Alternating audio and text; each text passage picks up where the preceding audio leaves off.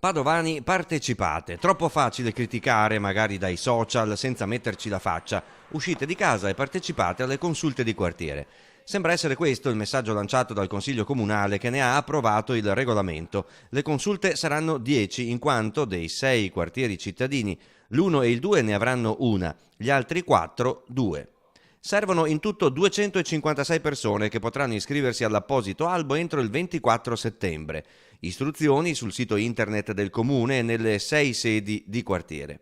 Requisiti richiesti: residenza in città con o senza cittadinanza italiana, oppure lavoro in città, oppure essere membro di un'associazione con sede a Padova. Sentiamo proprio da parte della cittadinanza dei residenti nel nostro comune il desiderio di poter partecipare in modo più organizzato, ecco, che non sia soltanto l'incontro del singolo cittadino o del singolo bisogno, ma che ci sia la possibilità di trovarsi insieme e di elaborare idee, progetti, anche individuare problematiche del territorio in cui si abita. Dal 24 settembre i gruppi di maggioranza e minoranza del Consiglio Comunale sceglieranno i componenti delle 10 consulte, che quindi alla fine saranno nominati dalla politica.